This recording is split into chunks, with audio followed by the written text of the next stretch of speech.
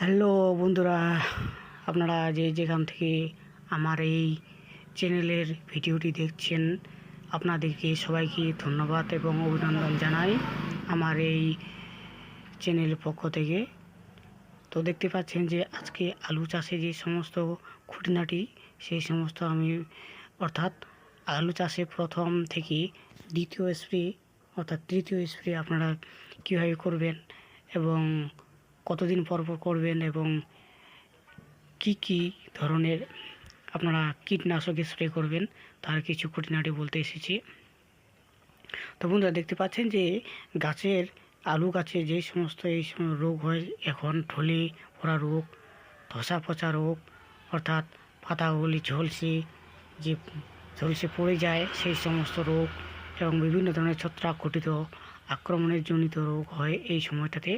আপনারা এই যে এখন দেখতে পাচ্ছেন এটা কিন্তু দ্বিতীয় স্প্রে অর্থাৎ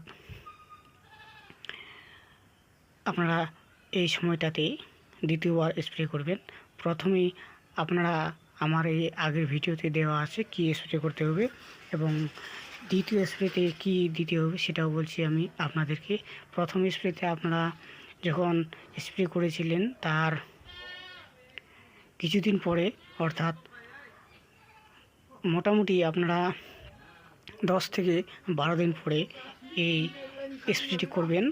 এখন যে স্প্রেটি করতে হবে সেটি সাধারণত ঢলে পচা রোগের অর্থাৎ পাতাগুলি যে পচে শুকিয়ে গাছটি ঢলে পড়ে সেই সমস্ত রোগের, যেমন এখন আপনাদেরকে দিতে হবে কার্বনডাজিম এবং ম্যানকোজেব। এই দুই ধরনের আপনারা যদি স্প্রে করতে পারেন তাহলে কিন্তু বেশ ভালো হবে। এবং আরেকটি এই সময়টাতে কি আপনারা অনুখাদ্য প্রয়োগ করবেন সেটি ভিডিও শেষে আমি আপনাদেরকে বলছি। আপনারা এই সময়টাতে সেই অনুখাদ্যটা যদি প্রয়োগ করে থাকেন তাহলে আপনাদের যে আলুগুলি ফেটে যায় বড় হয়ে অর্থাৎ কালচে দাগ পড়ে যায় আলুর উপরে, সেগুলি পড়বে না।